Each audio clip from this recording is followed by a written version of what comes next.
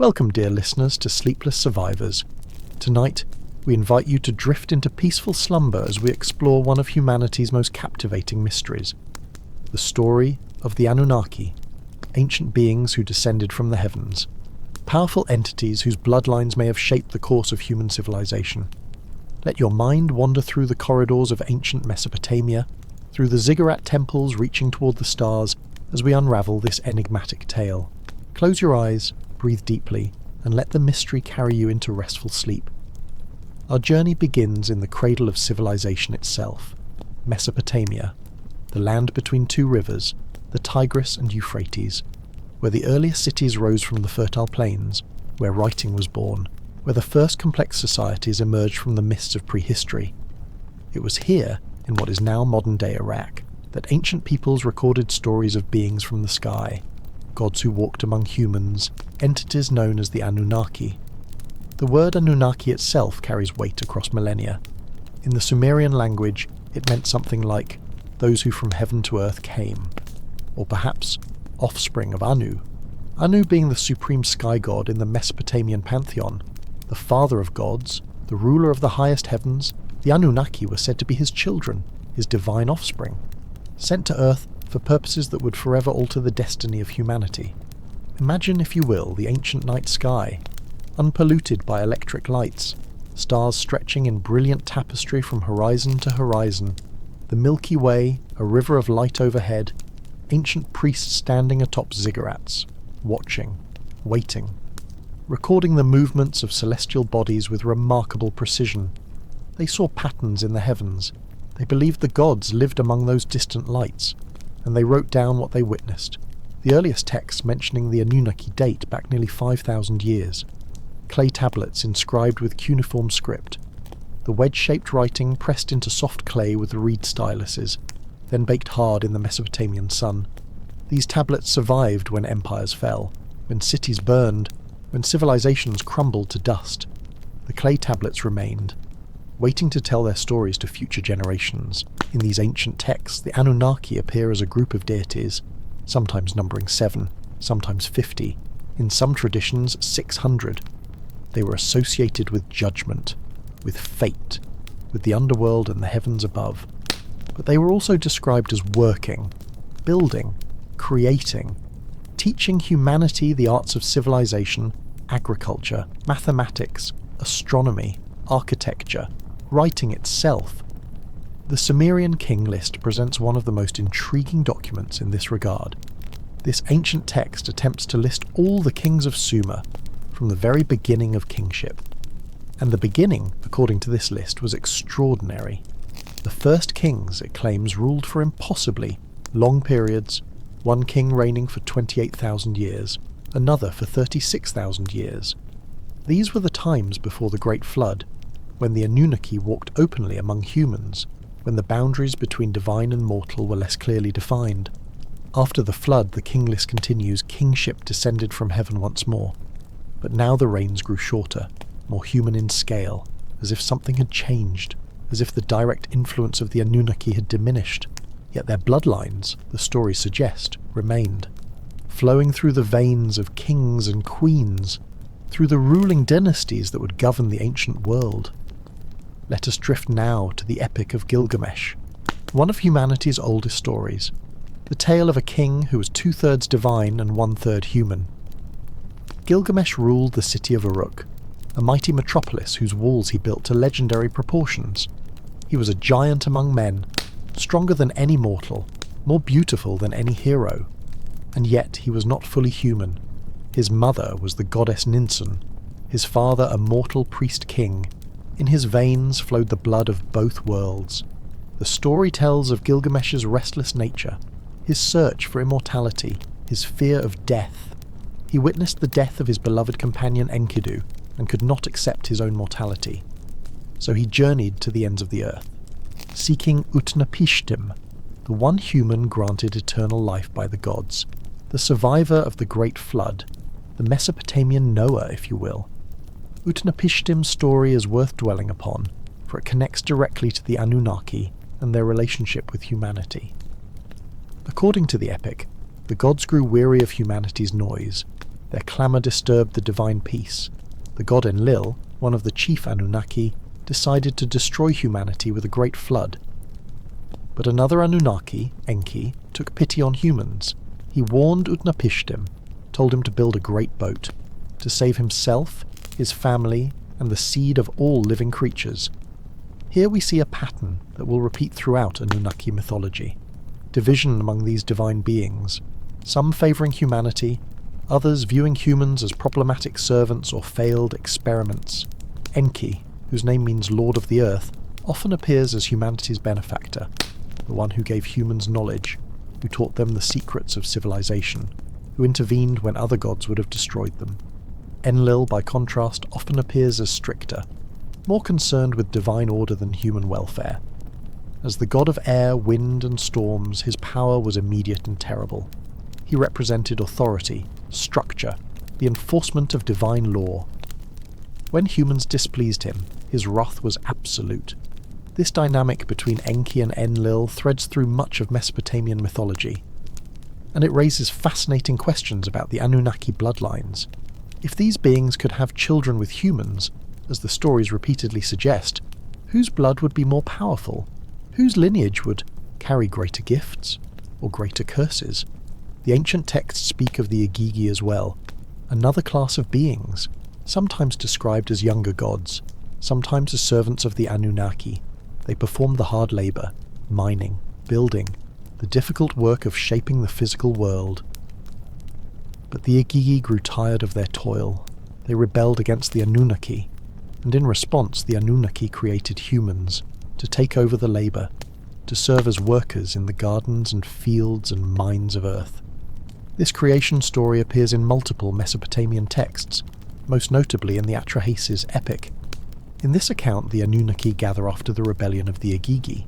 They need a solution, a workforce that won't rebel. The god Enki proposes creating a new being, a primitive worker, humanity, but not from nothing. The texts describe the Anunnaki using the blood of a slain god, mixed with clay from the earth, creating a hybrid creature, part divine, part terrestrial. This was humanity, born from the blood of the gods themselves. If we take these stories as metaphor, they speak to something profound about human consciousness, our sense of being caught between earth and heaven, between animal nature and divine aspiration. But some researchers and theorists have asked different questions. What if these weren't entirely metaphorical? What if they preserve some memory of actual events, of genetic manipulation, of a time when a more advanced civilization altered primitive humans? This question leads us to perhaps the most controversial modern interpreter of the Anunnaki texts, Zecharia Sitchin, an Azerbaijani-born American author who published a series of books beginning in the 1970s. Sitchin claimed he could translate ancient Sumerian, and that his translations revealed a stunning truth. The Anunnaki were not gods or myths, they were extraterrestrial beings. From a planet called Nibiru, a planet with a vast elliptical orbit that brings it into our solar system once every 3,600 years. According to Sitchin's interpretation, the Anunnaki came to Earth approximately 450,000 years ago. They came for gold, which they needed to repair their planet's atmosphere. They established mining operations, first in Southeast Africa, where some of the oldest gold mines in the world have indeed been found. The Igigi worked these mines, but eventually rebelled. So the Anunnaki, led by the scientist Enki, created a hybrid species, Homo sapiens, by mixing their own DNA with that of Homo erectus. This gave humanity intelligence, language, the capacity for civilization, but also ensured we would remain subservient, useful servants for the Anunnaki's purposes.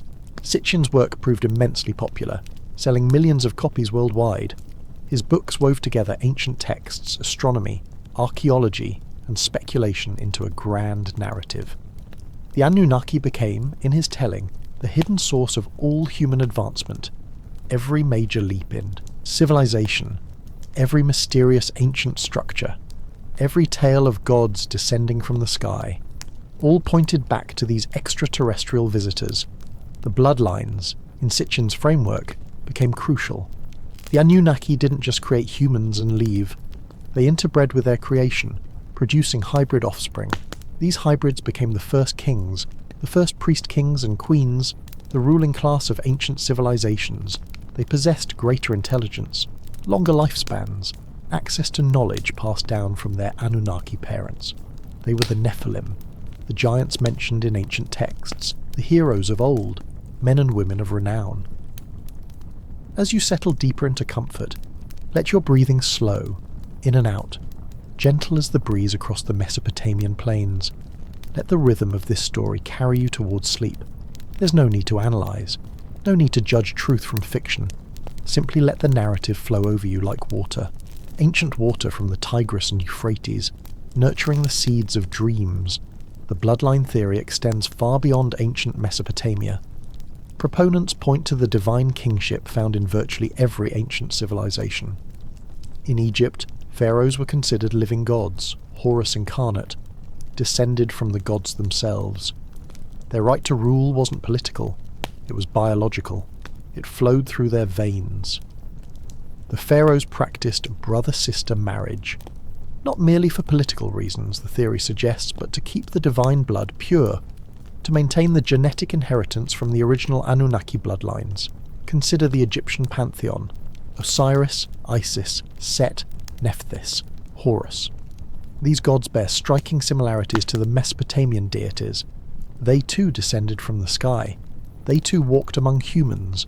They too had complicated family relationships, marriages between siblings, children born of divine unions, wars between divine factions, and always, there were the bloodlines, the divine blood flowing through certain families, marking them as rulers, as intermediaries between gods and common humans.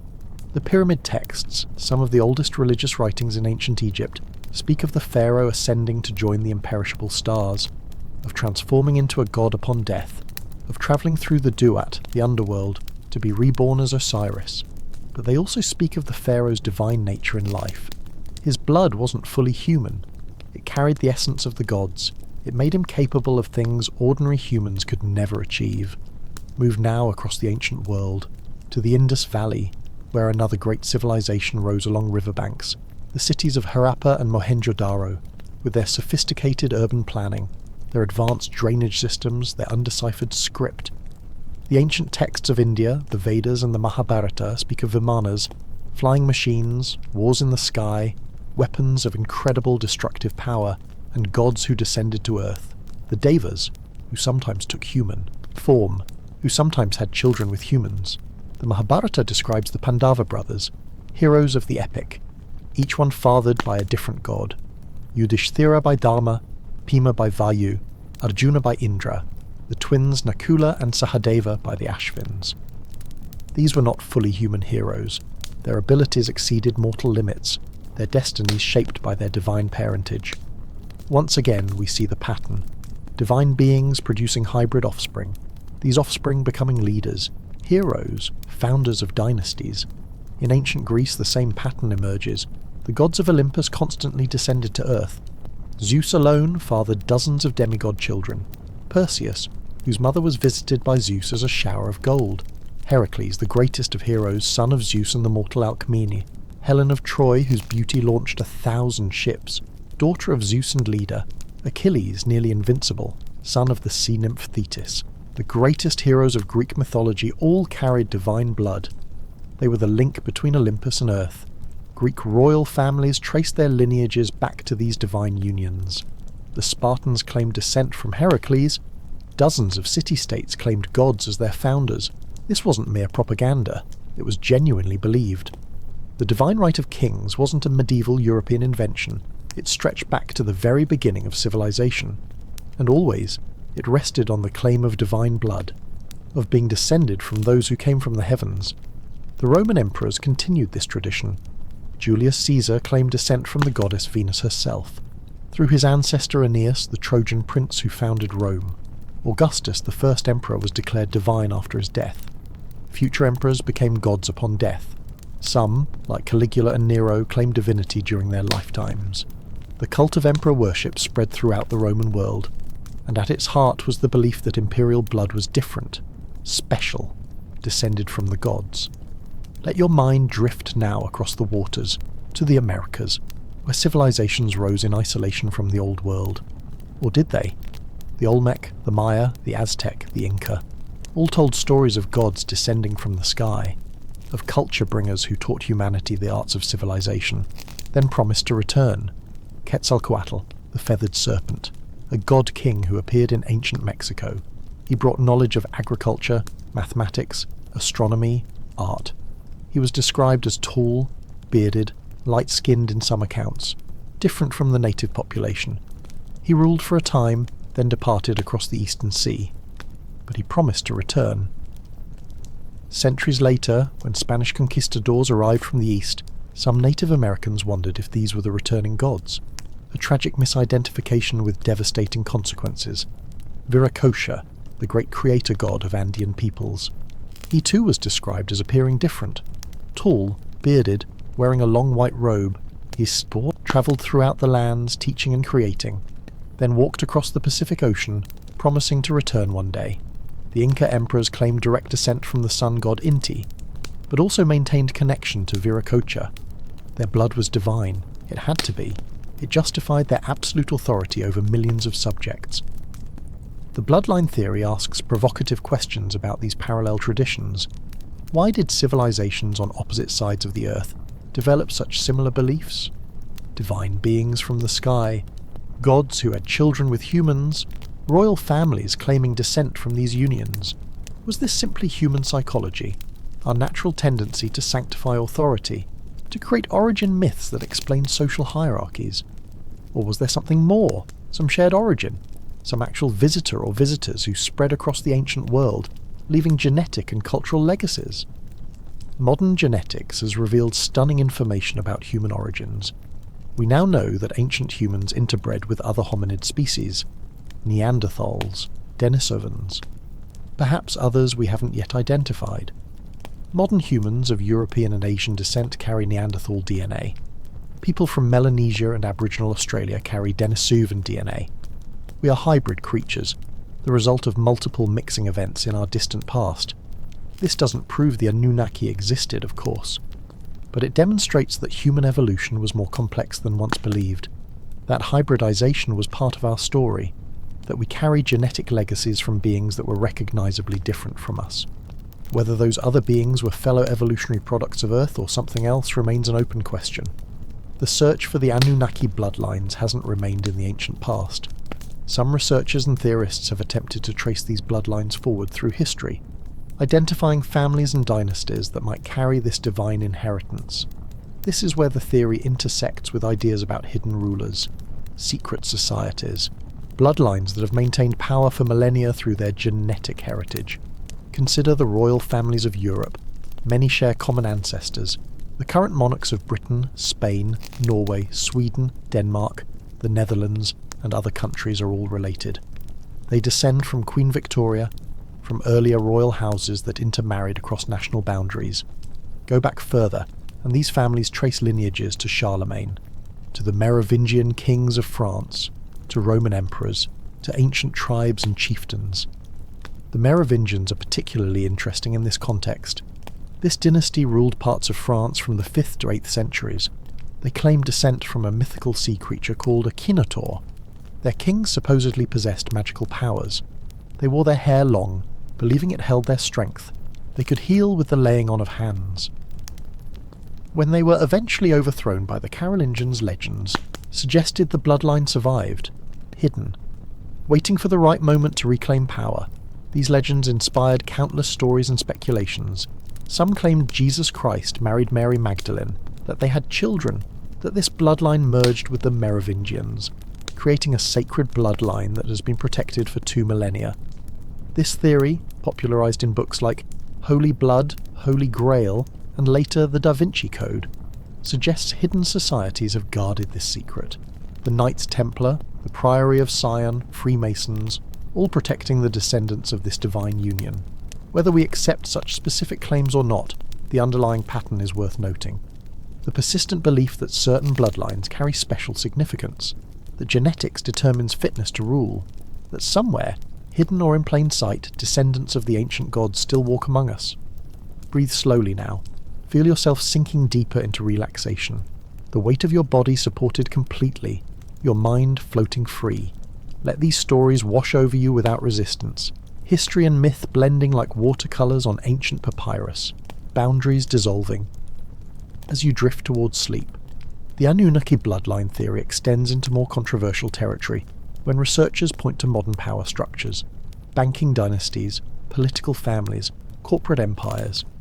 Some theorists suggest these represent the continued dominance of special bloodlines, that the same families who ruled ancient Mesopotamia still rule today, through changed names and moved capitals, but with the same genetic advantages supposedly granted by Anunnaki ancestry. The Rothschild family often features in such theories. Rising from the Jewish ghetto of Frankfurt in the 18th century, Meyer Amschel Rothschild established a banking empire that spread across Europe. His 5 sons established banks in different cities: Frankfurt, London, Paris, Vienna, Naples. They became financiers to kings and governments. Their influence on European affairs was enormous, and their family intermarried carefully, often matching cousins to keep wealth and power consolidated. Similarly, the Rockefeller family in America built enormous wealth and influence. From John D. Rockefeller's Standard Oil monopoly in the late 19th century to the family's continued influence in banking, philanthropy and politics. Multiple generations maintaining extraordinary wealth and access to power. Critics point to such dynasties as evidence of how certain bloodlines maintain dominance across generations. But we must be careful here. Examining historical patterns of wealth and power is legitimate, but assuming genetic superiority or alien ancestry is quite a different matter. Human history shows clearly how power tends to concentrate, how wealth begets wealth, how ruling classes maintain their positions through economic, political and social mechanisms. No appeal to Anunnaki bloodlines is necessary to explain why rich families tend to remain rich, or why they intermarry to preserve their wealth. Moreover, these theories sometimes veer into anti-Semitic territory. Conspiracy theories about Jewish families secretly controlling the world through banking and finance have a long, ugly history. Such theories were used to justify discrimination, persecution and genocide. Any theory that treats Jewish families as fundamentally different from others, as part of some ancient conspiracy, echoes this hateful tradition. We must be alert to such undertones. The Anunnaki bloodline narrative has more interesting and less troubling applications. It invites us to think about human history as deeper and stranger than conventional accounts suggest. It asks what we might have forgotten, what knowledge might have been lost, what capabilities might lie dormant in human DNA, waiting for the right circumstances to activate. Ancient structures pose persistent questions in this regard. The Great Pyramid of Giza, built supposedly around 2500 BCE, with blocks weighing up to 80 tons, cut and placed with extraordinary precision. The pyramid's dimensions encode mathematical relationships. Pi and phi appear in its proportions. It's aligned to true north with remarkable accuracy. How did ancient Egyptians achieve this with copper tools and without the wheel? Mainstream archaeology provides answers: ramps, levers, enormous coordinated labour forces, sophisticated knowledge of mathematics and astronomy, developed over centuries, all quite plausible. But some researchers question whether this is the complete explanation. They point to the precision of the stonework, the size of the largest blocks, the pyramids at Giza aligning to Orion's belt, and they ask whether some additional knowledge was involved. Perhaps knowledge preserved from earlier times, from the Anunnaki or their hybrid offspring. Baalbek in Lebanon presents similar mysteries. The Roman temple complex there sits atop earlier foundations. These foundations include stones weighing over 800 tons, among the largest worked stones in the world. One megalith, the stone of the pregnant woman, weighs approximately 1,000 tons. It sits in a nearby quarry, partially excavated. How ancient peoples moved such stones remains debated. The Romans had sophisticated engineering knowledge, certainly, but these particular stones seem to predate the Roman construction. They might be remnants of earlier building phases, perhaps much earlier. Göbekli Tepe in Turkey has revolutionized understanding of ancient history. Discovered in the 1990s, this site contains massive stone pillars arranged in circles, with sophisticated carvings of animals. The site dates to approximately 9500 BCE, before the development of agriculture, before pottery, before the wheel, before metal tools. Yet someone organised the labour to quarry, move, and erect stones weighing up to 10 tons. Someone carved detailed reliefs. Someone designed complex architectural arrangements. This challenges the narrative of linear progression from primitive to advanced. It suggests ancient peoples possessed capabilities we didn't previously recognize. Some researchers wonder if this represents knowledge carried forward from even earlier times, from a previous cycle of civilization, perhaps one connected to the Anunnaki, perhaps one that was largely destroyed in cataclysm, but left seeds of knowledge that sprouted in places like Göbekli Tepe. The idea of cyclical history appears in many ancient traditions. The Hindus speak of yugas, ages of the world, beginning with the Satya Yuga, a golden age when humans lived alongside gods, gradually declining through successive ages, until the Kali Yuga, our current age of darkness and ignorance. The Greeks described similar cycles: golden, silver, bronze, and iron ages, each succeeding age darker and more difficult than the last. Plato wrote of Atlantis, an advanced civilization that existed thousands of years before his time. It possessed sophisticated technology and organization, but it grew corrupt and aggressive. The gods destroyed it in a single day and night of catastrophe. Atlantis sank beneath the waves. Only a few refugees escaped, carrying fragments of their advanced knowledge to Egypt, Greece, and other lands. Was Atlantis real? Mainstream archaeology says no. No physical evidence supports a sunken continent in the Atlantic. Plato likely created Atlantis as a philosophical device, a cautionary tale about hubris and the corruption of power. But the story resonates across millennia. Variants appear in cultures worldwide. Lemuria, Mu. Countless tales of advanced civilizations destroyed by flood or cataclysm. Myths or memories, literal or symbolic.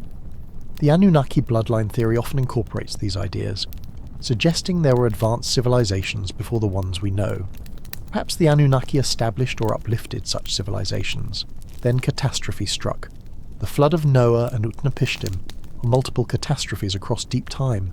Most advanced knowledge was lost, but bloodlines survived, carrying genetic memories, inherited capabilities. These bloodlines became the royal families and priestly classes of later civilizations, preserving fragments of ancient wisdom, rebuilding step by step. Let yourself drift now on ancient waters, the flood waters that covered the earth, carrying away the old world, preparing for the new. Feel yourself floating, safe, at peace, the water supporting you, rocking you gently. As the old stories dissolve and dreams begin, DNA studies of ancient humans reveal surprises. When scientists extracted DNA from Egyptian mummies, they found the mummies shared more genetic similarity with ancient Near Eastern populations than with modern Egyptians, suggesting population changes over millennia. When ancient skeletons from Britain were analysed, one from about 10,000 years ago had dark skin and blue eyes, not matching any modern population exactly. These findings show that ancient populations were more mobile and mixed than previously thought. People moved, conquered, traded, interbred.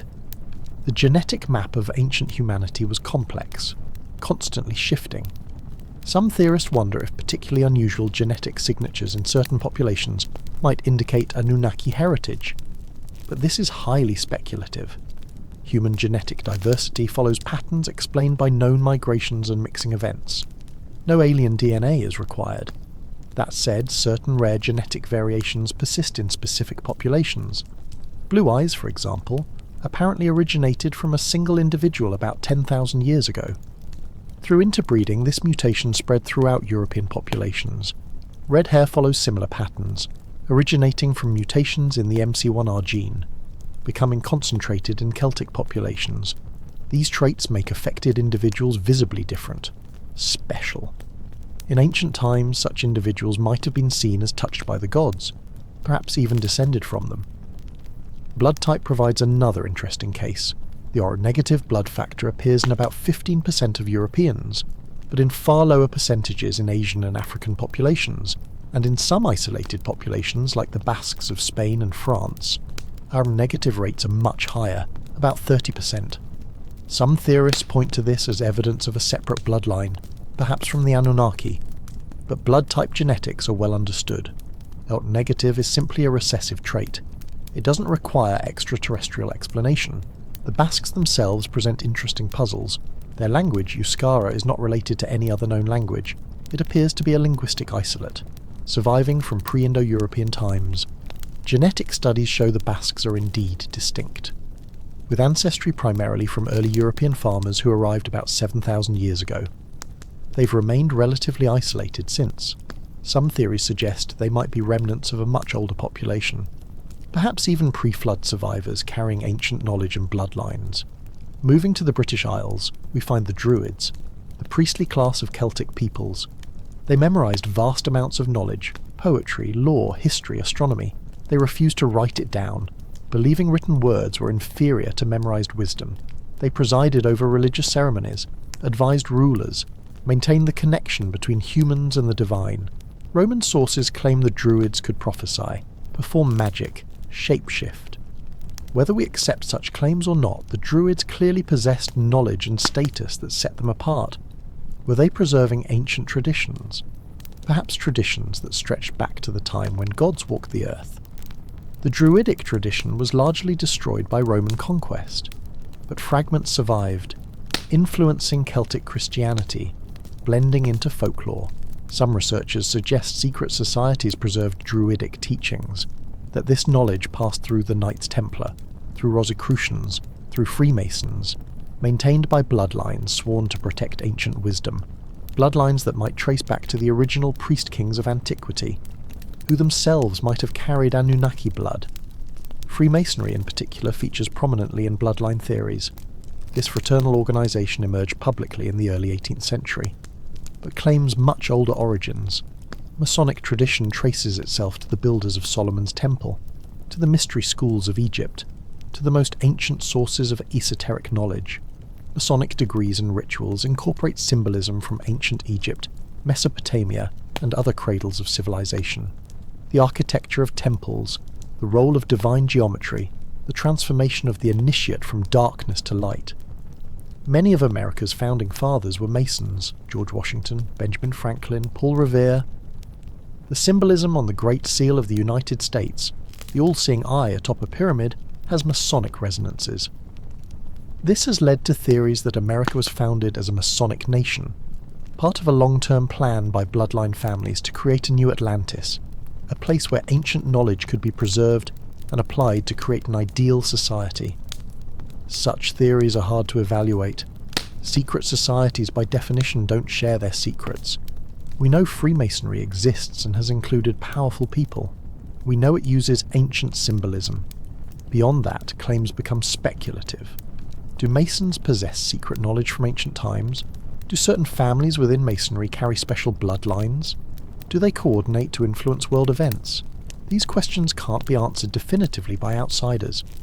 What we can say is that powerful families and institutions do maintain influence across generations.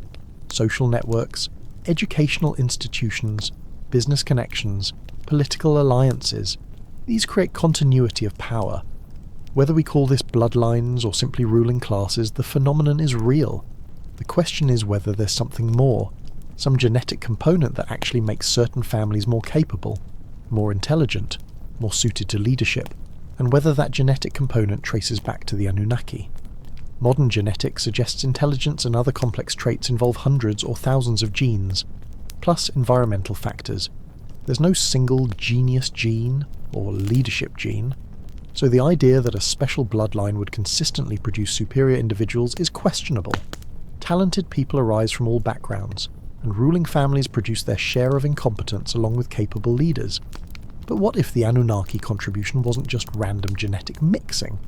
What if it involved specific enhancements, targeted modifications? If we entertain the ancient astronaut hypothesis, we might imagine advanced genetic engineering. The Anunnaki weren't just breeding with humans, they were designing hybrid offspring with specific capabilities, enhanced longevity, greater intelligence, perhaps even latent abilities that could be activated under certain conditions. This veers into science fiction, certainly, but it makes for intriguing speculation. It would explain why ancient kings supposedly lived hundreds of years, why certain bloodlines maintained power so consistently, why esoteric traditions speak of activating dormant abilities through initiation and training, the Kundalini rising in Hindu tradition, the third eye opening, the achievement of gnosis or enlightenment. Perhaps these aren't purely spiritual concepts.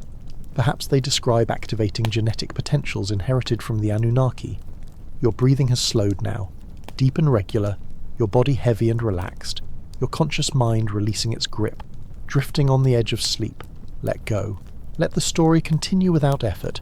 Simply rest and listen, as if from a great distance. The Illuminati represent perhaps the most famous supposed bloodline conspiracy. The historical Illuminati were a Bavarian secret society founded in 1776 by Adam Weishaupt, a professor of law. The order opposed superstition, prejudice, religious influence over public life, and abuses of state power. It attracted freethinkers and liberals, but was suppressed by the Bavarian government in 1785. Membership dispersed. The organisation effectively ended. However, conspiracy theories gave the Illuminati a second life. By the early 19th century, theorists claimed the Illuminati had merely gone underground, that they were secretly orchestrating the French Revolution. Later, every major political event was attributed to them. World wars, economic collapses, social movements. The Illuminati became a catch-all explanation for why the world seemed chaotic and unjust. They represented hidden rulers, a secret government behind the visible one. Modern Illuminati theories often incorporate bloodlines. The supposed members of the Illuminati are not just powerful and wealthy, they're descended from ancient families that trace back to Egypt, Babylon, or earlier, families that carry Anunnaki blood. This blood gives them advantages, makes them natural rulers, and they conspire to maintain their power, manipulating governments, economies, media, and culture to serve their interests.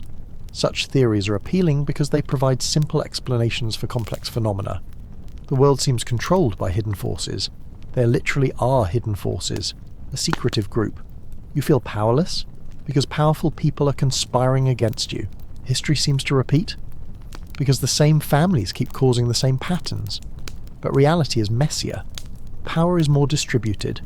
Conspiracies happen, certainly, but they're usually limited in scope and often incompetent. The idea of a single group controlling world events for thousands of years doesn't match how history actually unfolds. Empires rise and fall, dynasties come and go, revolutions overthrow entrenched powers. If bloodline families had such complete control, we'd expect more stability, more continuity. Instead, we see chaos and change. That doesn't mean bloodlines are irrelevant. Family wealth and connections matter enormously. Children of educated, wealthy parents have advantages. Networks among elite families create opportunities, but this is sociology and economics, not genetics or ancient aliens, and these advantages can be overcome. Social mobility exists. New families enter the elite. Old families fade. The system is unfair but not absolutely fixed. The Anunnaki bloodline theory at its most expansive claims not just that powerful families have advantages, but that they're fundamentally different, that they possess knowledge and capabilities others lack. Hidden knowledge passed down through generations, esoteric wisdom about the nature of reality, techniques for developing latent human potential, connections to non-human intelligences, whether these are the Anunnaki themselves, still present but hidden, or other entities. This brings us to the question of whether the Anunnaki are still around. Ancient texts suggest they withdrew at some point. The Epic of Gilgamesh describes the gods leaving Earth. Other traditions speak of gods ascending to the heavens, departing to their own realms, but often with the promise of return. The Second Coming in Christian tradition, the return of Quetzalcoatl, the arrival of the Kalki Avatar to end the Kali Yuga. Across cultures, we find expectations that the divine will return. If the Anunnaki were extraterrestrial visitors, perhaps they simply left Earth, returned to their home planet or star system. They might still visit occasionally, monitoring their experiment, checking on their hybrid offspring. This would explain UFO sightings, encounters with non-human intelligences, abduction reports where people describe genetic experiments. All could be the Anunnaki continuing their ancient work. Alternatively, maybe they never fully left. Perhaps they remain hidden, underground bases, underwater facilities, or perhaps they exist in a different dimension, occasionally intersecting with our reality. The Anunnaki might have technology far beyond our understanding, making them effectively invisible. They could walk among us, unrecognized, or they might monitor us remotely, through artificial intelligence, through surveillance technology, through their hybrid bloodlines still living on Earth. Some theories suggest certain powerful individuals are not human at all. They're Anunnaki in disguise, reptilians who can shapeshift. This particular theory, popularized by David Icke, claims that an alien race of reptilian beings controls Earth. They can assume human form. Many world leaders are supposedly reptilians or hybrids. The British royal family features prominently in such claims, as do American presidents and other powerful figures. The reptilian theory lacks credible evidence. It relies on eyewitness accounts of people supposedly seeing leaders shapeshift, on analysis of photographs where pupils appear vertical, on metaphorical readings of ancient texts about serpent gods. It's a modern mythology more than a serious historical or scientific claim, but it illustrates how far the bloodline concept can extend, from the plausible idea that ruling families intermarry and maintain power, to the extraordinary claim that some leaders aren't human at all. We should be skeptical of such extreme claims, but we can also recognise what they represent, and attempt to explain why the world seems unjust, why power concentrates in few hands, why leaders often seem callous toward ordinary people. If they're literally a different species, that would explain it. If they see humans as we see cattle, their behaviour makes sense. It's a dark vision, but it provides meaning and explanation. Let your mind release these heavy thoughts now. They're not yours to carry. Let them drift away like leaves on a stream. Your body is completely relaxed. You're breathing soft and easy. You're safe, comfortable, at peace. The stories continue, but you need not hold them. Sleep approaches on gentle wings. The bloodline theory intersects with ideas about the nature of consciousness itself. If the Anunnaki genetically modified humans, what exactly did they modify? Physical traits, intelligence, or something deeper? Some theorists suggest they altered human consciousness, our very way of perceiving reality. Perhaps ancient humans had different consciousness, more intuitive, more connected to the natural and spiritual worlds. Then the Anunnaki modification made us more rational, more technological, better workers and servants. But we lost something in the process: direct knowing, psychic abilities, connection to the divine. Ancient traditions speak of a fall. Humanity was once in paradise, then something happened. We were expelled. We had to toil by the sweat of our brows. In the Genesis account, this follows eating from the tree of knowledge. We gained knowledge but lost innocence. We became aware of our nakedness, ashamed, separated from God, mortal. What if this story preserves a memory of the genetic modification? Before the Anunnaki intervention, humans were more animal, more integrated with nature. Then the modification gave us intelligence, self-awareness, the ability to plan and create, but it also gave us anxiety, fear of death, alienation. We became hybrids, caught between two worlds, neither fully animal nor fully divine. Gnostic traditions offer variations on this theme. They describe the material world as created by a false god, the demiurge, an ignorant or malicious entity who trapped divine sparks in physical bodies. Humans are spirits imprisoned in matter, suffering in a world of illusion. Salvation comes through gnosis, knowledge that awakens, the divine spark, allows the spirit to escape the material prison, return to the true source. Could the demiurge be the Anunnaki, or one of them? Perhaps Enlil, the strict god who wanted humans subservient, while the true god remains distant, and Enki, the benefactor, tries to give humans knowledge to free themselves.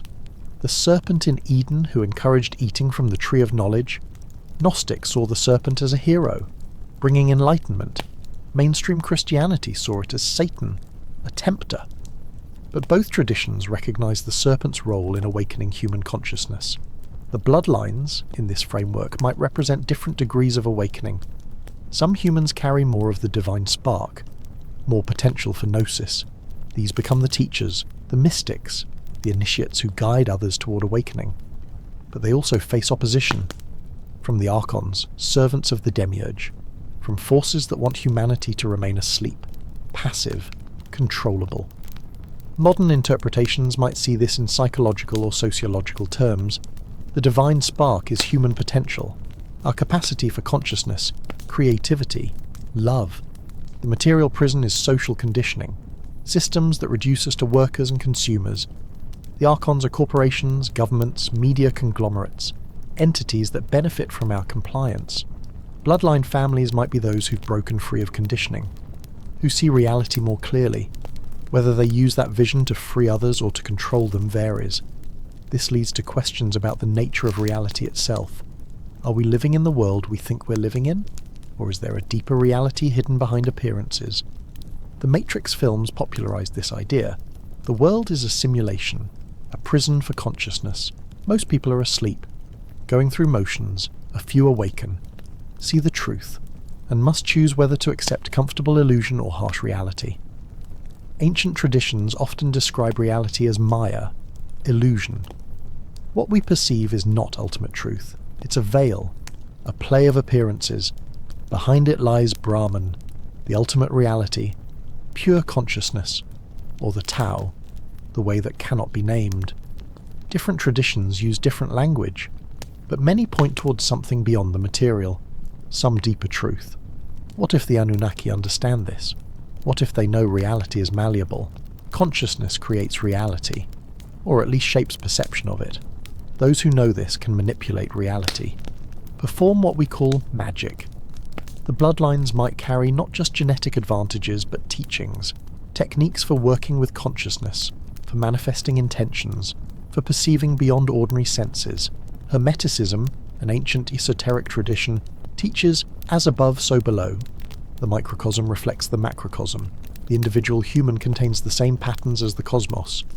By understanding yourself, you understand the universe. By mastering your mind, you can affect the world. This knowledge supposedly passed from Thoth, the Egyptian god of wisdom, to Greek sages like Pythagoras and Plato, through medieval alchemists and Renaissance magicians, to modern esoteric orders. If the Anunnaki taught such wisdom to their hybrid offspring, it would explain the persistence of esoteric traditions, the Hermetic Order of the Golden Dawn, the Order Templi Orientis, Thelema, various magical and mystical orders, all claim access to ancient knowledge about the nature of consciousness and reality, knowledge that can transform the initiate, help them develop latent abilities, perhaps abilities inherited from the Anunnaki but dormant in most humans. Aleister Crowley, the infamous occultist, claimed contact with a non-human intelligence. In 1904, in Cairo, he said an entity called Aiwass dictated a text to him, the Book of the Law. This text proclaimed a new age, the Aeon of Horus. It contained teachings about the nature of reality and the human will.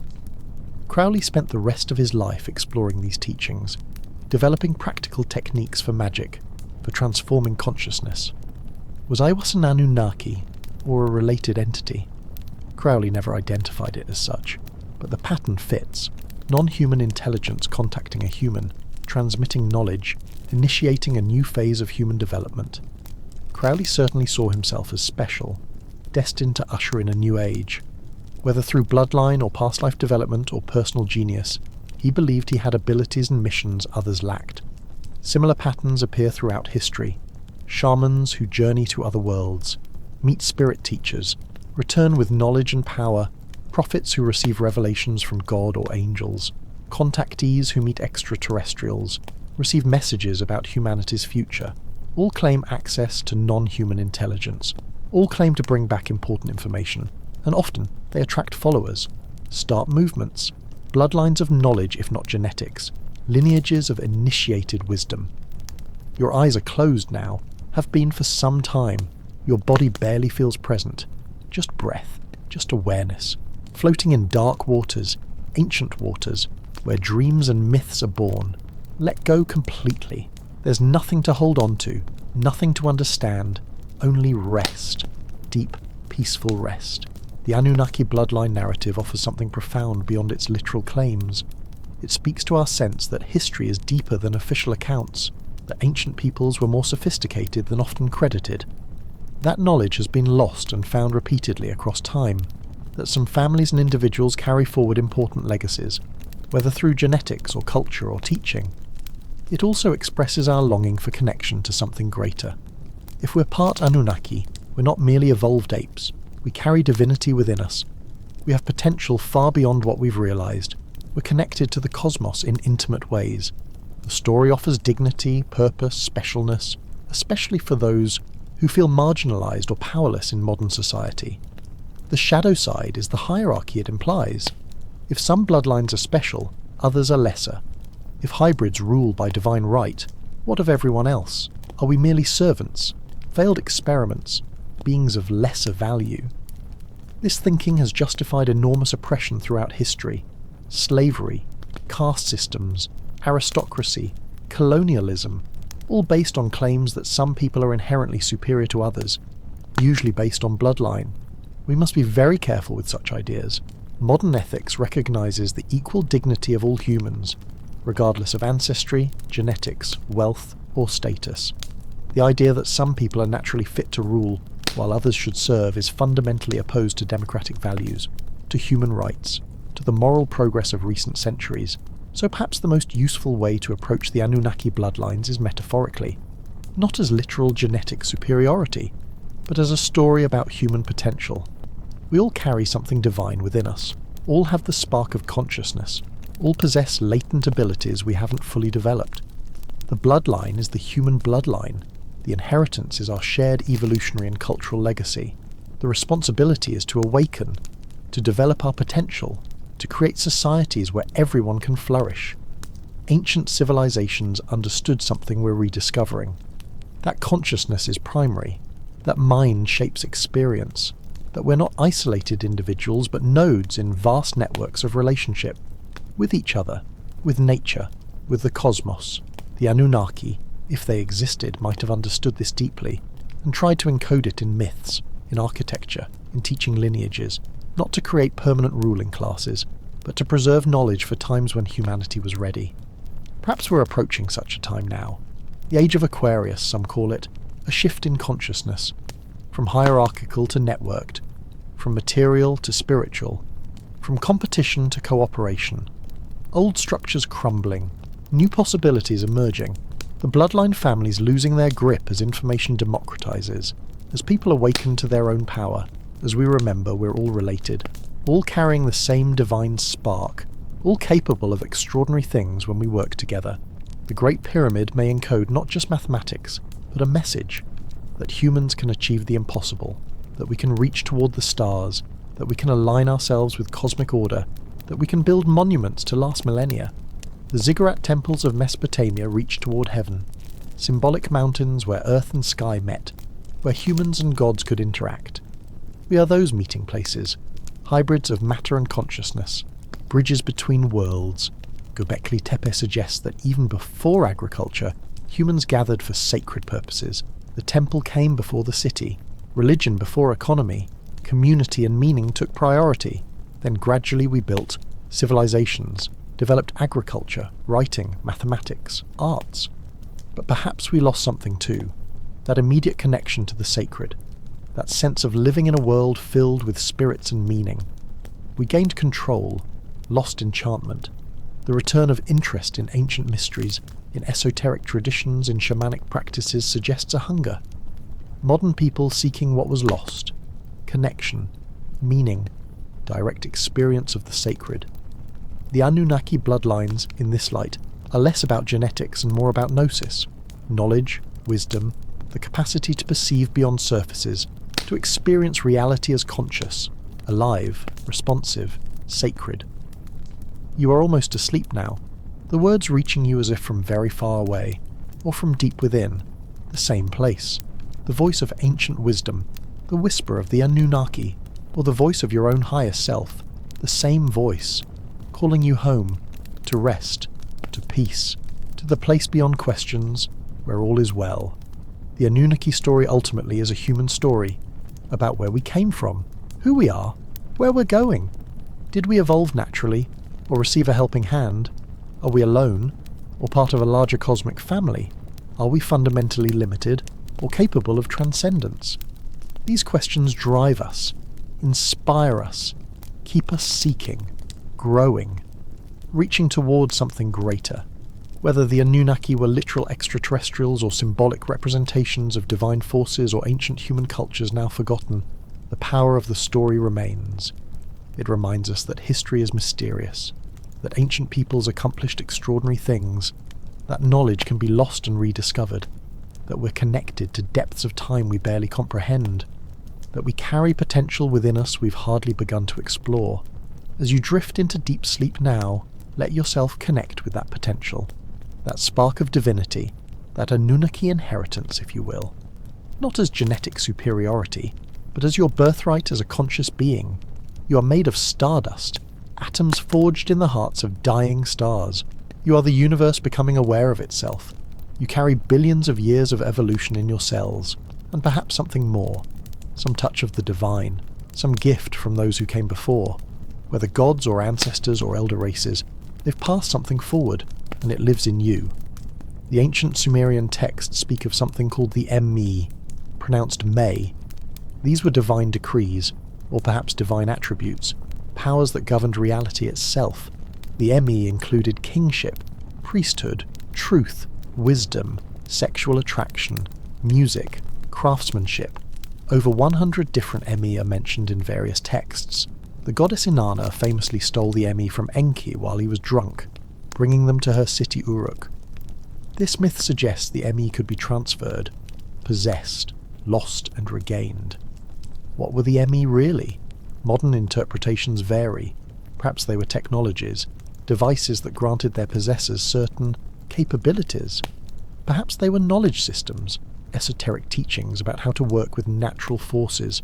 Perhaps they were genetic codes, dormant sequences in DNA that could be activated by those who knew the proper techniques.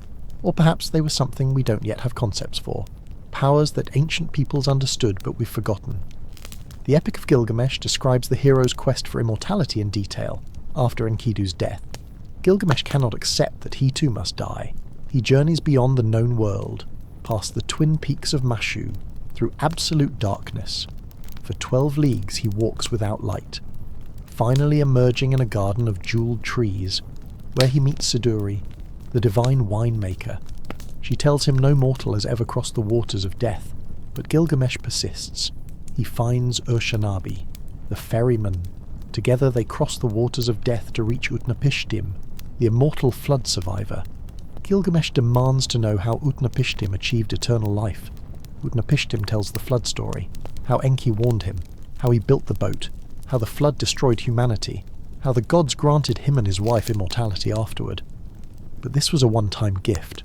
For surviving the catastrophe, it cannot be repeated. Still, Utnapishtim tells Gilgamesh of a plant, growing at the bottom of the cosmic ocean, a plant that restores youth. Gilgamesh dives deep, retrieves the plant. He plans to take it back to Uruk, to test it on an old man first, to see if it truly works. But on the journey home, while Gilgamesh bathes in a pool, a serpent smells the plant's fragrance. The serpent eats the plant. Immediately it sheds its skin, renewed, young again, and slithers away. Gilgamesh has lost his chance at immortality. This story resonates across millennia, the serpent stealing immortality from humanity, gaining the power to renew itself by shedding its skin. While humans must age and die, some researchers point to this as evidence of the reptilian Anunnaki, the serpent race that keeps the secrets of eternal life for itself, denying them to humanity.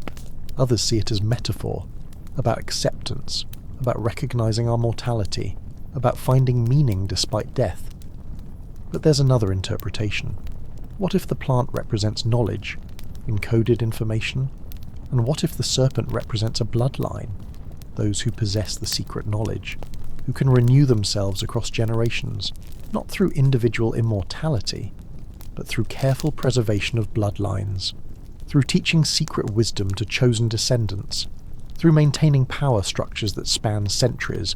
The Ouroboros, the ancient symbol of a serpent eating its own tail, appears in cultures worldwide, in ancient Egypt, in Greek magical texts, in Norse mythology, in Hindu and Buddhist iconography, in Mesoamerican art, always representing similar concepts: cycles, eternity, self-reflexivity, the unity of beginning and end.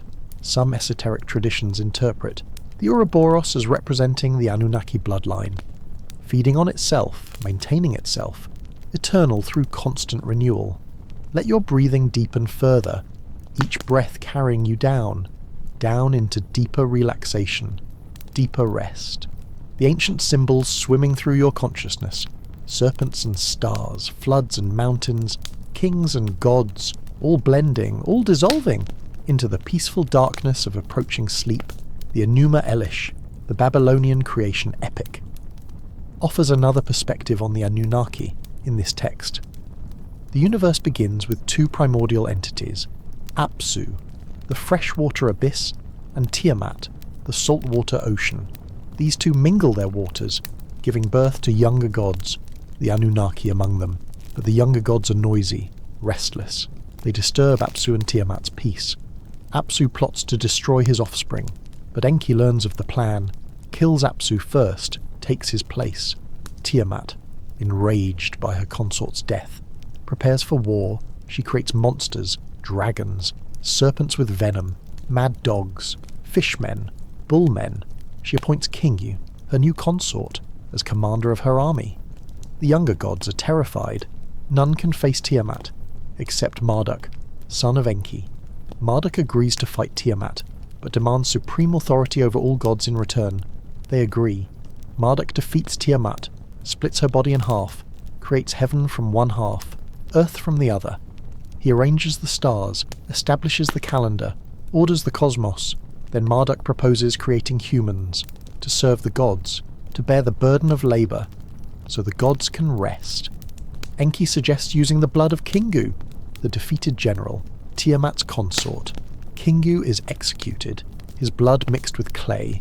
Humanity is formed, to serve the Anunnaki, to work the fields, build the temples, maintain civilization. Humanity born from the blood of a rebel, a defeated warrior.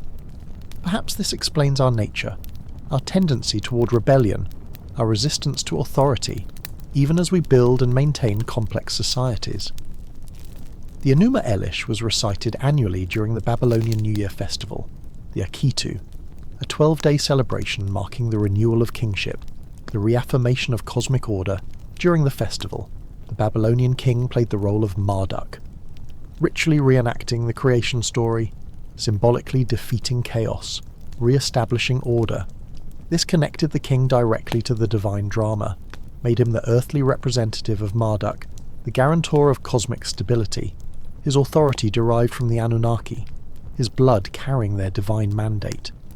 Similar rituals occurred throughout the ancient world. Egyptian pharaohs performed the said festival, ritually renewing their power, proving their continued fitness to rule, through physical demonstrations, through symbolic deaths and rebirths.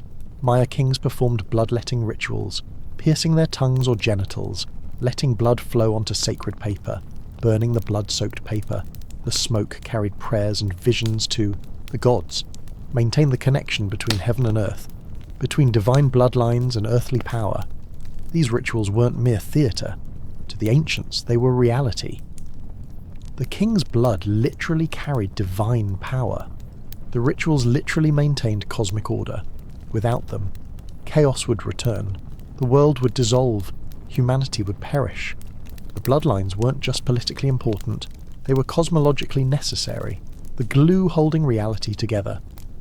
Modern people might see this as superstition, but consider, what if consciousness does affect reality? What if intention shapes outcomes? What if ritual and symbol access levels of mind that pure reason cannot? Then perhaps these ancient practices had real effects, not through supernatural magic, but through deep psychology, through collective consciousness, through the power of belief and coordinated intention. The bloodlines maintain their power not just through violence and wealth, but through ritual, through symbol, through maintaining humanity's belief in their divine nature.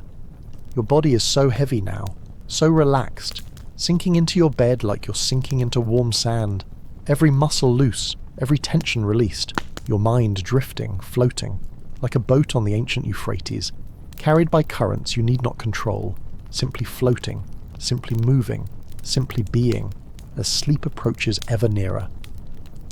The Anunnaki's relationship with gold deserves deeper exploration.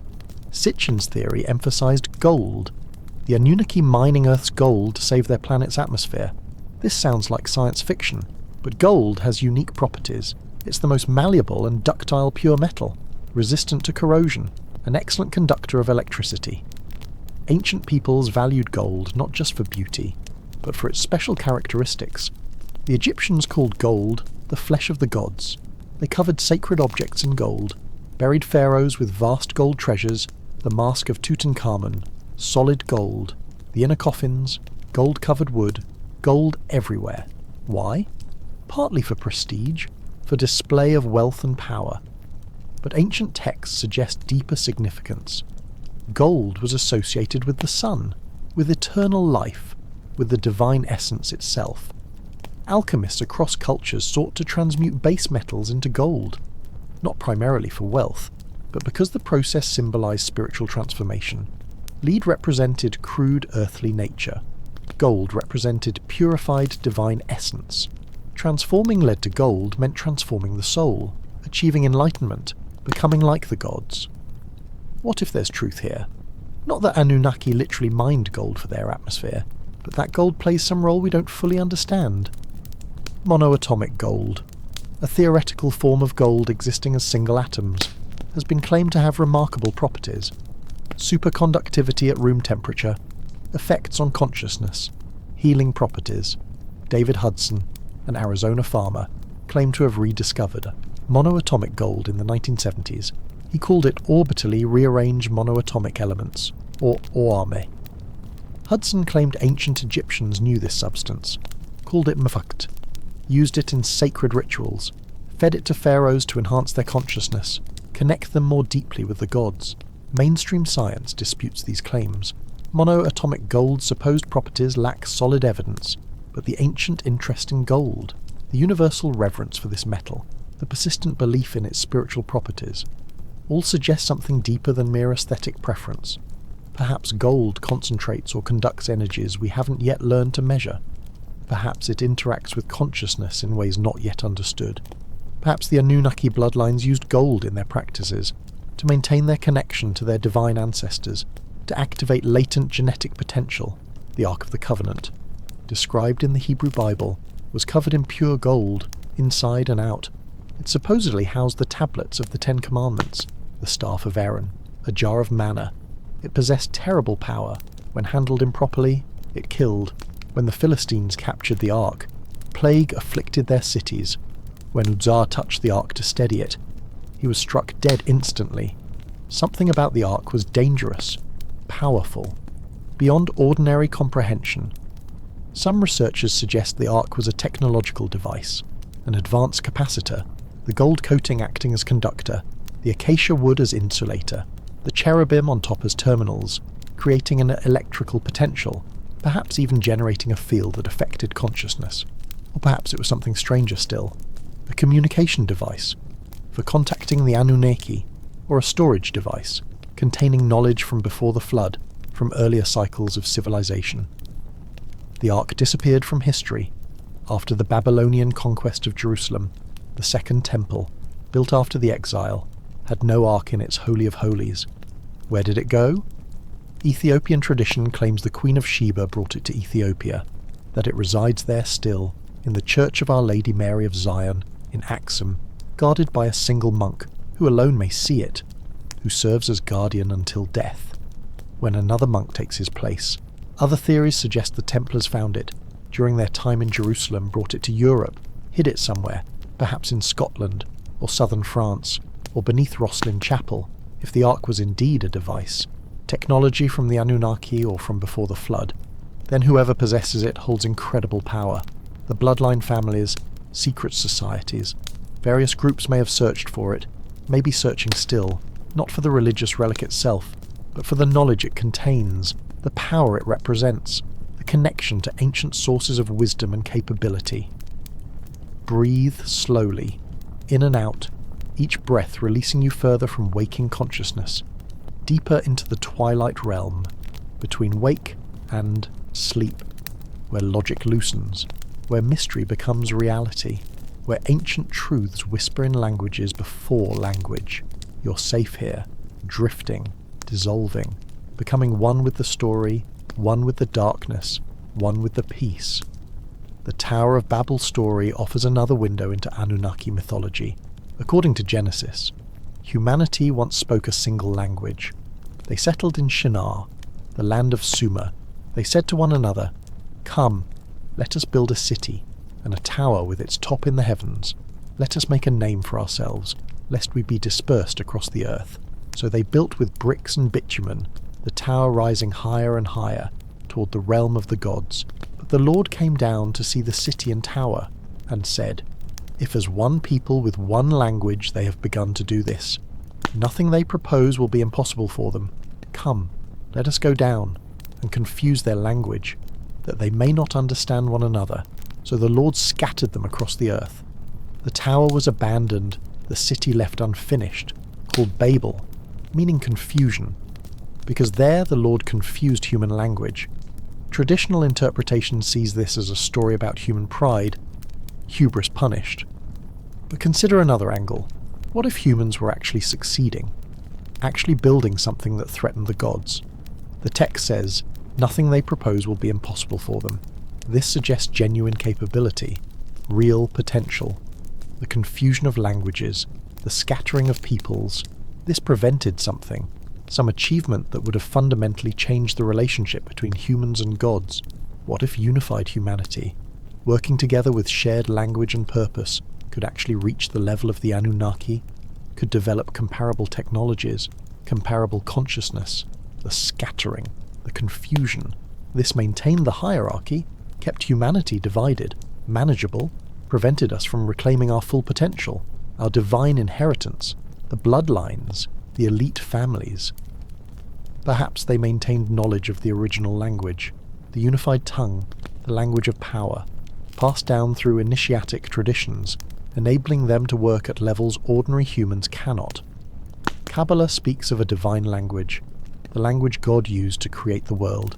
Hebrew, in Kabbalistic understanding, contains this creative power, each letter a force, each word a key to reality. Properly used, the divine language can manifest intentions, alter circumstances, work miracles. This knowledge, the practical Kabbalah, was restricted, taught only to advanced students, those deemed worthy, those whose bloodlines and spiritual development prepared them for such power. Similar concepts appear in other traditions. In Hinduism, Sanskrit is the Deva Bhasa, the language of the gods, mantras, seed sounds, when properly chanted, activate spiritual centers, align consciousness with cosmic forces, bring about transformation. The ancient Egyptian language, with its hieroglyphs and sacred sounds, was believed to carry power. The name of a thing contained its essence. To know the true name, especially of a god, gave power over that entity. The story of Isis and Ra illustrates this. Ra, the supreme sun god, had a secret name, unknown even to other gods. This name contained his full power. Isis, through trickery, obtained Ra's secret name. This gave her power equal to Ra himself. She became one of the most powerful goddesses, the knowledge of true names, of the language of power. This was perhaps what unified humanity once possessed, what was taken away at Babel, what the bloodlines have worked to preserve and protect. Your eyelids are so heavy. If they weren't already closed, they would be closing now. Your breathing barely noticeable, soft, shallow, peaceful.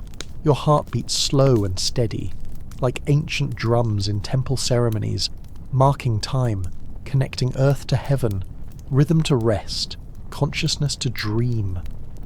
You're almost completely asleep now, almost fully surrendered to the embrace of night. Let yourself fall, let yourself float into the deep, the dark, the peaceful, the eternal now, the Anunnaki's genetic experiments, as described in various texts and theories, raise questions about human diversity. If the Anunnaki created different human populations, or modified existing populations differently, this might explain variations across peoples, not in terms of superiority or inferiority, but in terms of different traits, different inclinations, different gifts. The ancient world recognized this diversity, associated different peoples with different gods, different characteristics, different destinies, in Greek thought. Different peoples descended from different divine ancestors, the Hellenes from Helen, son of Deucalion and Pyrrha, the survivors of the Greek flood. different Greek tribes traced to Helen's sons: Dorus, father of the Dorians; Xuthus, grandfather of the Ionians and Achaeans; Iolus, father of the Aeolians. This wasn't just tribal mythology, it was believed history, explanation for observed differences between groups. The ancient Egyptians divided humanity into 4 categories. In their cosmology, the Egyptians themselves, the Asiatics, the Nubians, and the Libyans, each with distinct characteristics, each part of the divine order, but all human, all deserving of dignity. The differences noted, but not ranked hierarchically in terms of worth. Modern racial theories, with their hierarchies and claims of superiority, distorted this ancient understanding, created pseudo-scientific justifications for oppression. We must distinguish between recognizing human diversity and creating hierarchies of value. If the Anunnaki did genetically influence humanity, it would not make some groups superior. It would simply mean our diversity has deeper roots than we thought. We're already learning this from modern genetics: the Neanderthal DNA in Europeans and Asians, the Denisovan DNA in Melanesians and Aborigines, the unknown archaic hominin DNA in African populations. We're all hybrids, mixed from multiple sources, and this mixing created our strength, our adaptability, our creativity. Hybrid vigor is a real phenomenon. Diversity creates resilience. The bloodline theory, taken literally and hierarchically, leads to dark places, but taken metaphorically, as a story about human potential and diversity, it becomes more interesting. We all carry multiple inheritances: genetic, cultural, spiritual. We're all products of countless generations, countless influences, ancient and modern, terrestrial and, perhaps, something more. This doesn't make some of us special. It makes all of us special, connected to depths of history and possibility we're only beginning to fathom. The Dogon people of Mali present an intriguing case. These West African people possess detailed astronomical knowledge, particularly about the Sirius star system. They knew Sirius is a binary star, with a companion star called Sirius B small, dense, invisible to the naked eye. They knew Sirius B's orbital period, about 50 years. They knew it was made of matter heavier than anything on Earth. All correct. But Western science only discovered Sirius B in 1862, only confirmed its properties in the 20th century. How did the Dogon know? According to Dogon tradition, beings from the Sirius system visited Earth in ancient times. They called these beings the Nommo, amphibious creatures, fish-like. They brought knowledge, taught the ancestors, then returned to the stars. The Dogon maintain rituals commemorating this contact, passing the astronomical knowledge through generations.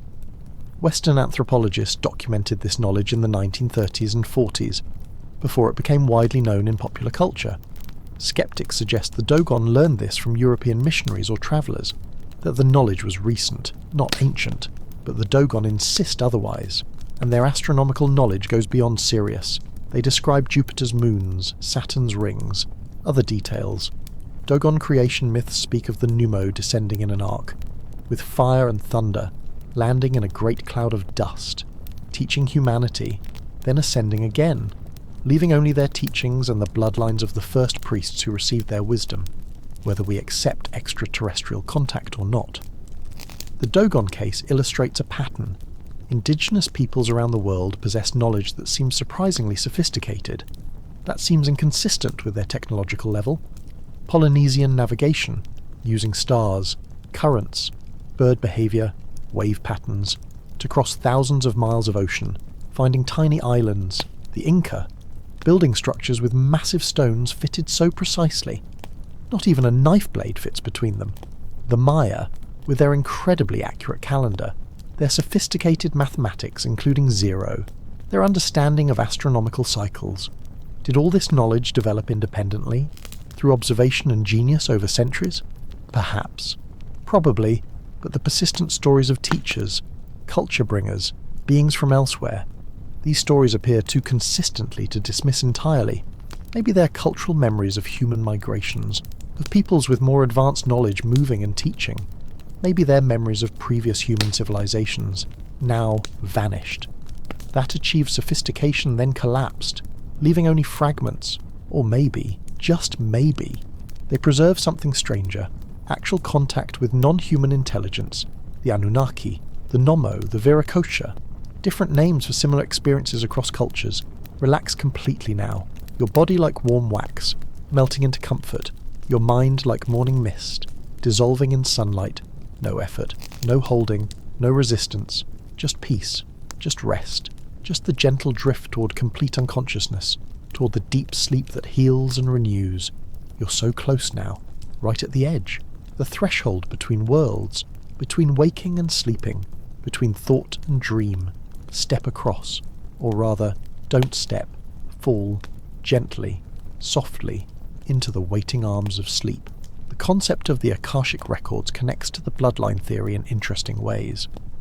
In Theosophical and Hindu philosophy, the Akashic records represent a compendium of all universal events, thoughts, words, emotions, encoded in a non-physical plane of existence, a cosmic library, accessible to those with proper training and consciousness. Everything that has ever happened, every thought ever thought, every possibility, all recorded, all accessible to those who know how. Various mystics and psychics have claimed to access the Akashic records.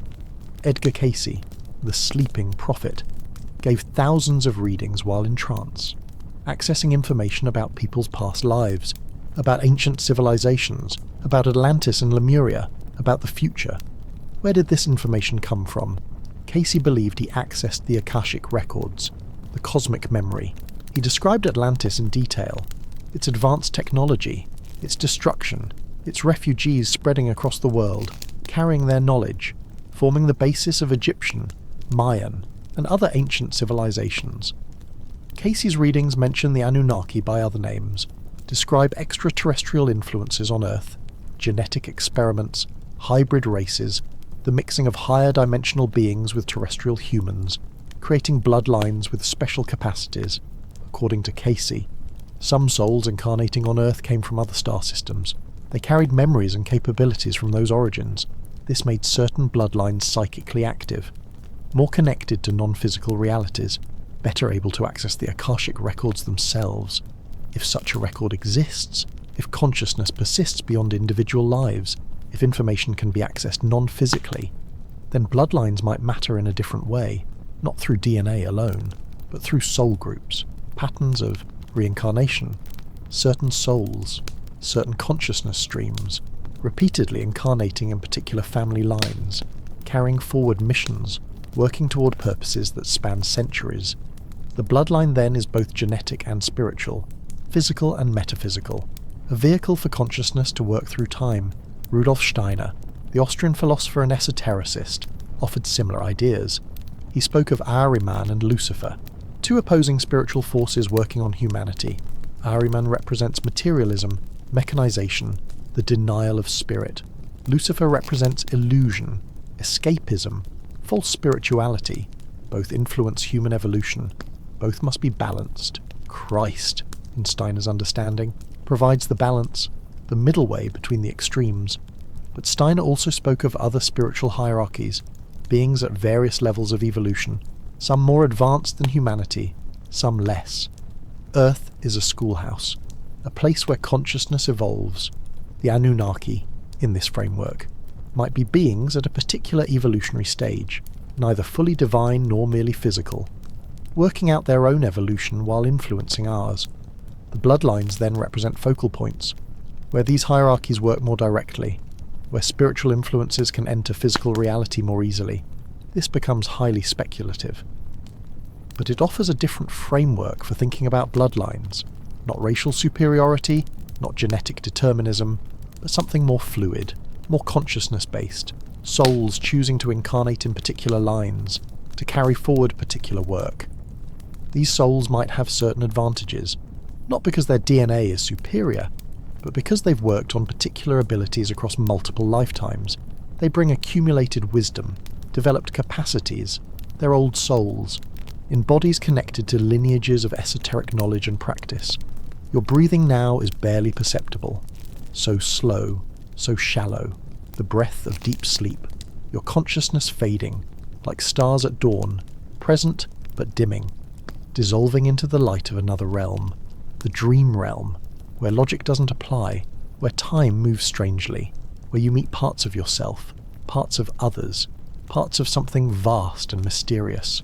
You're there now, or nearly there. Just let go of this last bit of awareness, this last thread connecting you to waking. Let it slip from your fingers, drift away, into the formless, the timeless, the peace beyond understanding, the Philadelphia Experiment and Montauk Project. Though often dismissed as conspiracy theories or hoaxes, connect to Anunnaki bloodline theories in some tellings. The Philadelphia experiment allegedly occurred in 1943. The US Navy supposedly tested technology to make ships invisible to radar. The USS Eldridge disappeared, reappeared. Sailors were fused with the ship's structure. Some went insane. The experiment had unexpected effects on space and time. Whether this actually happened is highly doubtful, but the story grew. The Montauk Project supposedly continued similar experiments at Camp Hero in Montauk, Long Island, from the 1970s to 1980s. Time travel, mind control, creating portals to other dimensions, opening gates to other times. Children with psychic abilities were supposedly used, including children from specific bloodlines.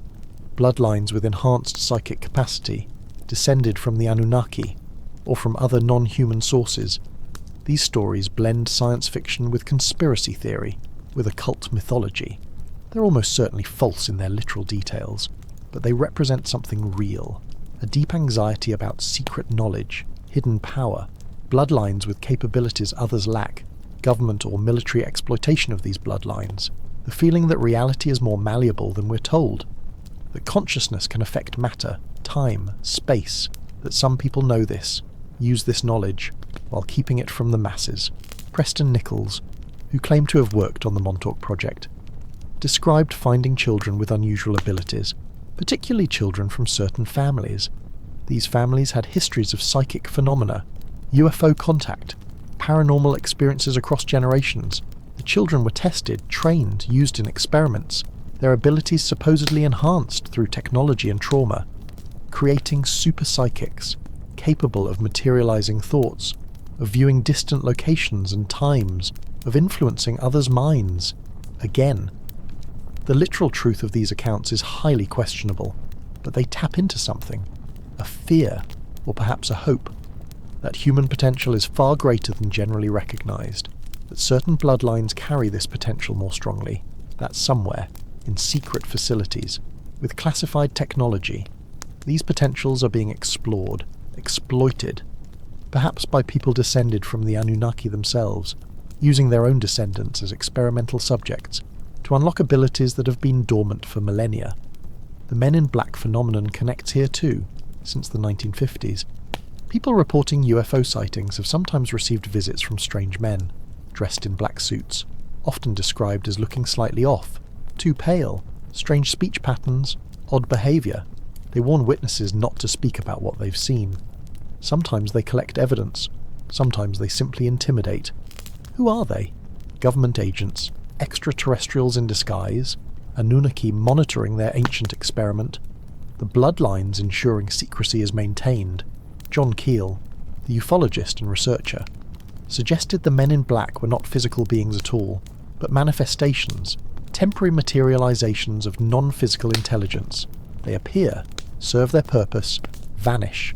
They're players in a larger drama we barely perceive, a cosmic control system, keeping humanity within certain parameters, preventing us from learning too much too fast, from developing capabilities we're not ready for.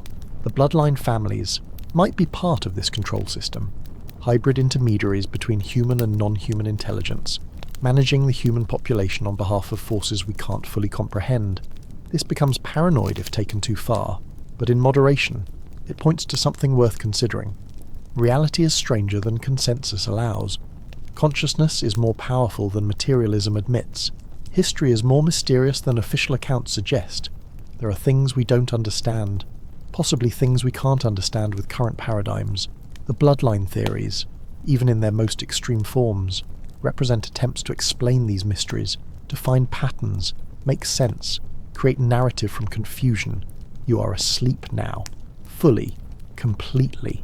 Your conscious mind offline, your subconscious receptive, open, The words continue, but you process them differently now. Not through logic, through something deeper, older, the part of you that knows without thinking, that remembers without learning, the part connected to your ancestors, to the collective unconscious, to whatever the Anunnaki were or are. Your home in the vast dark, the cosmic womb, where all beings rest between incarnations, between waking moments. You're safe, held, loved, by forces beyond name, beyond comprehension. Simply rest in this, and let the sleep deepen further still. Remote viewing experiments conducted by the military and intelligence agencies, particularly during the Cold War, revealed that some people can accurately describe distant locations, simply through consciousness, without any normal sensory input. The CIA's Stargate program documented this. Rigorous protocols, blind targets, statistical analysis, results above chance, not dramatically so, but consistent enough to be interesting, to be potentially useful. Were the best remote viewers from particular bloodlines? Some researchers have suggested this, looking at family histories, finding patterns of psychic ability, dreams that come true, knowing things without explanation. This ability might run in families, not just through training and belief, but through genetics, through inherited neurological differences. That makes certain people more sensitive to non-local information. Russell Targ and Hal Puthoff, the physicists who pioneered remote viewing research, found that almost anyone can learn some degree of remote viewing, but some people are naturally gifted. They pick it up immediately, describe targets with remarkable accuracy. What makes the difference? Personality traits? Brain structure? Or could it be bloodline? Connection to ancestors who developed these abilities, who perhaps inherited them from non-human sources. Ingo Swann, one of the Stargate program's most successful remote viewers, reported strange experiences beyond the protocol sessions, encounters with non-human intelligence, observations of alien bases, on Earth and on the Moon. He described structures on the lunar surface, beings watching human activity. Whether this represented genuine perception or imagination or something between, it suggests remote viewing might open doors to more than distant physical locations, to other dimensions, other intelligences, the Anunnaki perhaps, still present, still watching, through means we're only beginning to understand. If bloodlines do carry enhanced psychic ability, this raises questions. Should such people be recruited, trained, used by governments for intelligence gathering, or should they be left alone, protected, allowed to develop naturally? The potential for abuse is obvious. Throughout history, people with unusual abilities have been feared, persecuted, or exploited. Shamans, witches, oracles, mediums, sometimes honoured, sometimes burned. The bloodline families, if they possess real abilities, would have reason to hide, to protect themselves and their children, to pass knowledge secretly, through closed initiatic systems. The mystery schools of antiquity served this function. Pythagorean school, Eleusinian mysteries, Orphic mysteries, Mithraic mysteries, Egyptian temple schools. They taught esoteric knowledge. Initiates progressed through degrees, each revealing more. The innermost teachings were secret, shared only with those proven trustworthy, those who demonstrated proper understanding. Often these schools had bloodline components. Initiates came from particular families, descending from previous initiates, creating lineages of knowledge and practice spanning centuries. When Christianity became dominant in the Roman Empire, many mystery schools were suppressed, their temples closed, their priests scattered, but the knowledge didn't vanish. It went underground, into Gnosticism, into Hermeticism, into alchemy, into Kabbalah, emerging later in Rosicrucianism, Freemasonry, various esoteric orders, always maintaining the structure of grades, of initiation, of inner and outer teachings, protecting bloodlines of knowledge, even if not always bloodlines of genetics, though sometimes the genetic component persisted. Masonic lodges, particularly in earlier centuries, often passed membership father to son, creating family traditions, multi-generational involvement, access to teachings and networks across lifetimes, not because Masons necessarily believed in genetic superiority, but because trust matters. Training takes time, starting young, within families, created the most effective transmission of subtle knowledge and practice. The sleeping mind processes differently than the waking mind. stories heard while sleeping, enter consciousness in unique ways. They bypass critical filters, speak directly to deeper layers. The dreamweaver part of mind, that creates meaning from chaos, that sees connections invisible to logic. You're hearing this story now in that mode. It becomes part of your dream landscape, part of your inner mythology, whether you remember upon waking or not. Something has shifted, some seed has been planted, in the fertile dark soil of deep sleep. The Nazi interest in the occult and bloodlines represents one of history's darkest chapters, but it connects to our story, the Thule Society, the Vril Society, Nazi leaders' obsession with the Aryan race, with ancient civilizations, with lost continents, with secret knowledge. They sought the Spear of Destiny, the Holy Grail, the Ark of the Covenant. They sent expeditions to Tibet, to Antarctica, searching for entrance to Hollow Earth, for Shambhala, for proof of their racial theories. The Nazis believed the Aryan race descended from ancient advanced civilizations, Atlantis, Hyperborea. They thought Aryans were the purest bloodline, closest to the original divine race. Everyone else was degenerate, corrupted, lesser.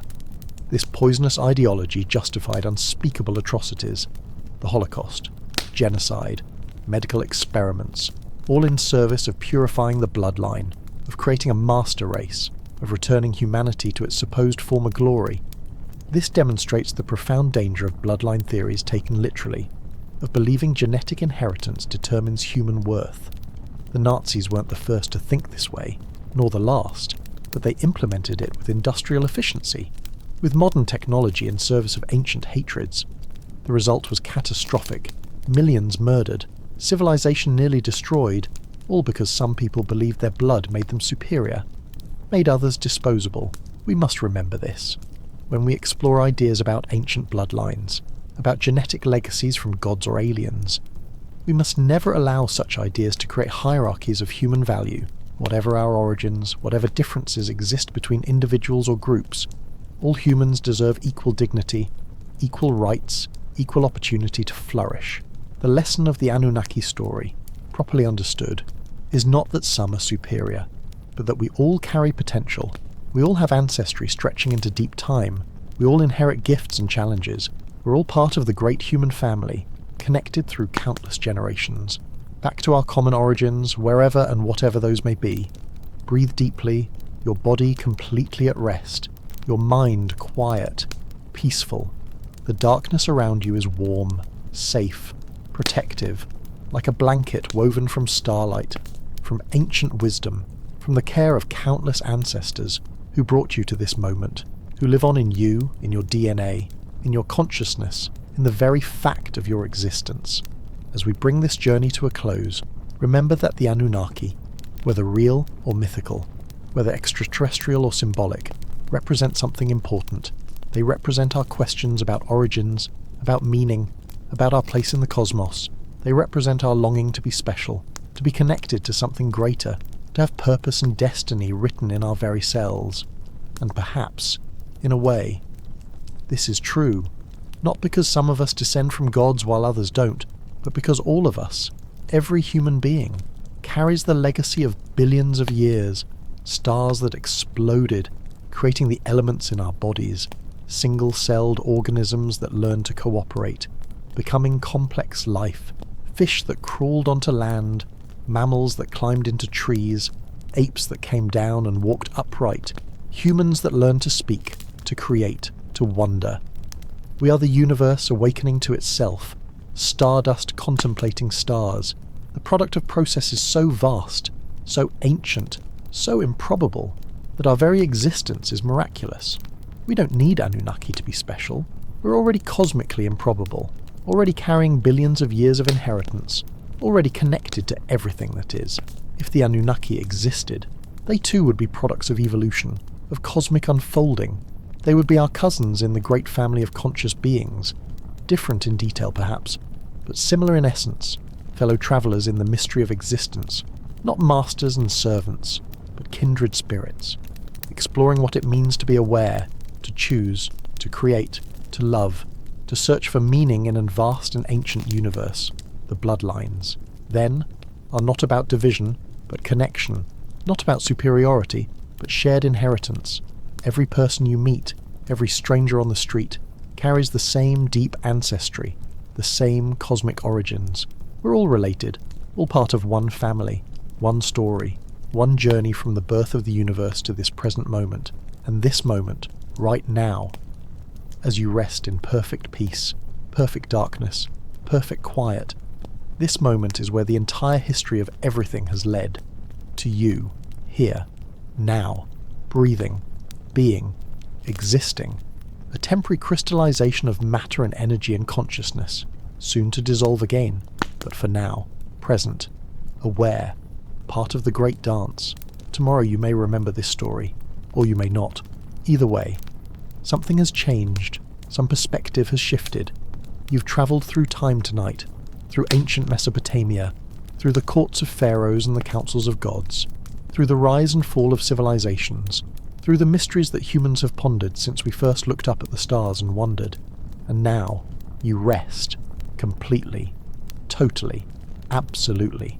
There is nothing more to do, nowhere to go, nothing to understand, only this perfect rest, this deep peace, this surrender to sleep, to dreams, to the renewal that comes in darkness.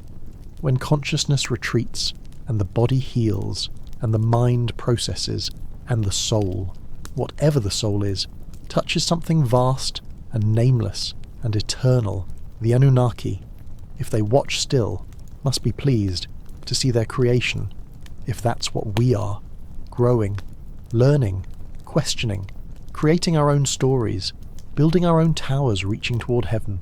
Perhaps they no longer fear we'll become like them. Perhaps they hope we will. Perhaps they wait, patient as stars, for humanity to mature, to remember our origins, to reclaim our full potential, and join them as equals. In the community of conscious beings, spread across space and time. Or perhaps there were no Anunnaki. Perhaps we're alone, the only consciousness in our corner of the cosmos, creating our own meaning, our own purpose, our own divinity.